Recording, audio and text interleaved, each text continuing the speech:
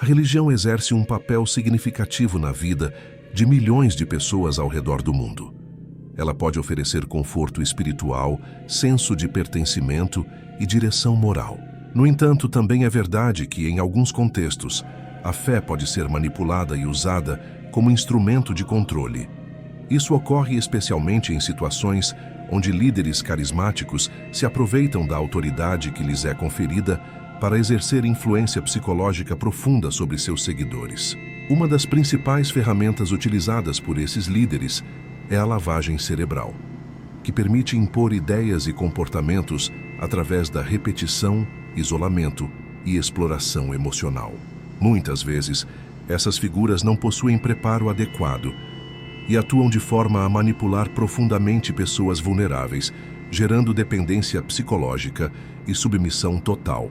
Neste vídeo, vamos abordar em profundidade o tema da lavagem cerebral no contexto religioso, explicando o que é, como ocorre, quais perfis são mais vulneráveis a esse tipo de manipulação e quais são os riscos reais que esse tipo de influência pode trazer para a vida das pessoas. A lavagem cerebral ou reforma do pensamento é definida na psicologia como um conjunto de técnicas de persuasão coercitiva aplicadas sistematicamente para alterar crenças, atitudes e comportamentos. O termo ganhou notoriedade em estudos sobre prisioneiros de guerra e, mais tarde, foi associado a práticas de seitas e grupos religiosos manipuladores. No contexto religioso, trata-se de um processo gradual que substitui o pensamento crítico por aceitação passiva. Esse efeito é alcançado por meio de repetição constante de dogmas, isolamento de influências externas e manipulação emocional baseada em medo, culpa e promessas de salvação. A meta é clara: enfraquecer o julgamento do indivíduo e criar uma dependência total da autoridade espiritual. O líder do grupo assume o papel de única fonte legítima de verdade. Sua palavra torna-se incontestável. Qualquer dúvida ou discordância é interpretada como sinal de falta de fé ou rebeldia espiritual. Isso estabelece um ambiente onde questionar é pecado e obedecer é prova de devoção. O isolamento é peça central nesse processo.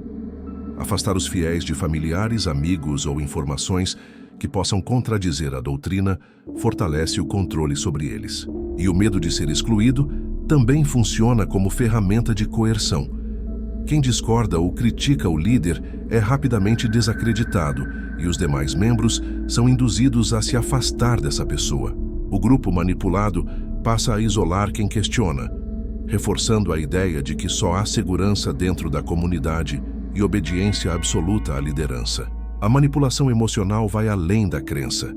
Os seguidores emocionalmente fragilizados são levados a entregar recursos financeiros, renunciar à própria autonomia e, em casos extremos, submeter-se física e psicologicamente. Tudo é justificado como demonstração de fé ou compromisso espiritual. Esse controle se reforça em estruturas fechadas e sem fiscalização externa. Com o apoio das redes sociais, líderes expandem sua influência, criando imagens de autoridade inquestionável que ultrapassam os limites físicos das comunidades. O resultado é um sistema de dominação difícil de romper e ainda mais difícil de identificar. As principais vítimas da lavagem cerebral religiosa costumam estar em situações de alta vulnerabilidade. Psicologicamente, enfrentam luto, depressão, ansiedade ou crises existenciais. Socialmente, muitas vivem isoladas, com pouca ou nenhuma rede de apoio, carentes de pertencimento, reconhecimento ou afeto. Em termos práticos, lidam com doenças graves, instabilidade financeira, conflitos familiares intensos ou dependência de drogas. Esse conjunto de fragilidades as torna especialmente suscetíveis à influência de grupos que oferecem respostas prontas, promessas de cura, salvação e propósito. Quando encontram discursos que parecem trazer alívio imediato para suas dores, essas pessoas se tornam alvos fáceis. A sensação de acolhimento, combinada à ideia de missão ou redenção, transforma o ambiente religioso, que deveria oferecer amparo, em solo fértil para a dominação psicológica. E isso não acontece por acaso. Líderes mal intencionados se aproveitam dessas fragilidades para consolidar poder, mantendo seus seguidores emocionalmente dependentes. A manipulação é disfarçada de cuidado espiritual, e o controle se sustenta por meio de promessas, medo e uma autoridade que não admite ser questionada. Se esse assunto está fazendo sentido para você, curta o vídeo, se inscreve no canal e ativa o sininho para não perder os próximos conteúdos. E mais, se você já passou por algo parecido ou conhece alguém que foi vítima desse tipo de manipulação, compartilhe a sua experiência nos comentários. Seu relato pode ajudar outras pessoas a identificarem sinais de abuso e encontrar caminhos para sair dessas situações. A pessoa submetida à lavagem cerebral religiosa pode perder completamente sua identidade, senso crítico e até a conexão com a realidade. Sua percepção do mundo passa a ser moldada pela lente do grupo e principalmente pela figura do líder, até que suas escolhas deixam de ser próprias e passam a seguir comandos externos. Nesse estado, decisões extremas se tornam comuns. Cortar laços com a família, doar grandes somas de dinheiro, abandonar a vida profissional ou adotar comportamentos de alto risco, tudo sob a crença de estar cumprindo uma missão divina. Em casos mais graves, essa manipulação pode culminar em atos de violência, participação em crimes ou até suicídio, sempre justificados em nome da fé. Líderes manipuladores se aproveitam da fragilidade emocional para conduzir essas pessoas a um estado de total submissão, promovendo uma destruição progressiva de sua autonomia e estabilidade psíquica.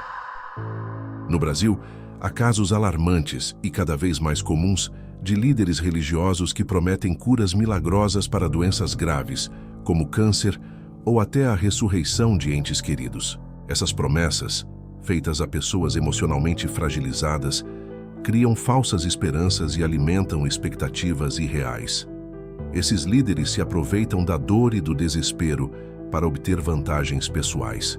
Exigem dinheiro, obediência cega e, em alguns casos, impõem práticas abusivas como contratos obrigatórios de dízimos, ofertas em troca de curas e até casamentos forçados entre jovens fiéis.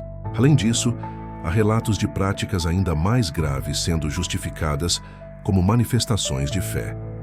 Em algumas comunidades, líderes incentivam seguidores a realizar apostas em cassinos digitais sob a promessa de prosperidade divina.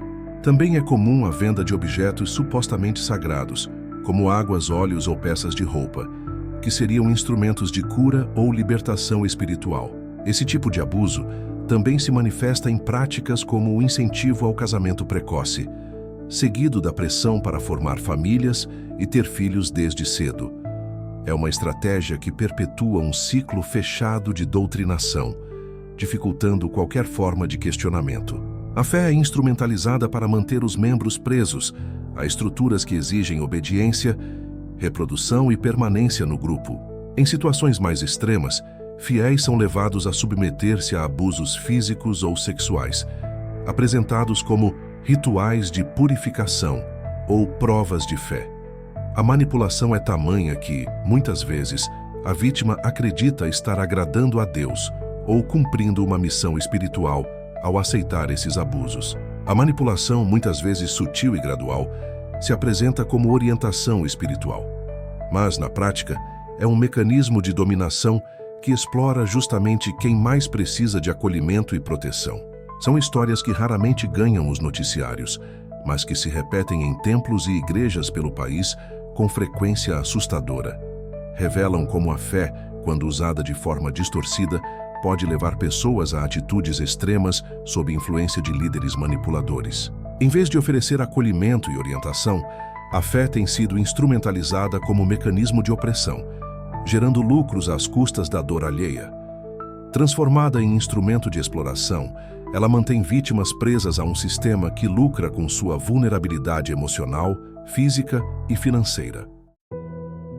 A fé deveria ser um caminho de liberdade, força e clareza, não uma ferramenta de controle e aprisionamento. Questionar não é sinal de fraqueza espiritual, é um ato de lucidez, é coragem. Fique atento a sinais de manipulação. Discursos que desestimulam o pensamento crítico, tentativas de isolar você da sua família e amigos, promessas exageradas de cura ou prosperidade e exigências de obediência total. Esses são alertas de que a fé está sendo usada para controlar, não para libertar. Se você está passando por isso, ou conhece alguém nessa situação, busque ajuda. Converse com pessoas de confiança, procure apoio profissional e lembre-se: fé não deve ferir, explorar ou aprisionar. Fé verdadeira cuida, acolhe e respeita. E se esse conteúdo te ajudou de alguma forma, se inscreve no canal, compartilha com quem precisa ouvir essa mensagem e deixa seu comentário aqui embaixo. Seu relato pode ser o que outra pessoa precisa para abrir os olhos. A gente se vê no próximo vídeo.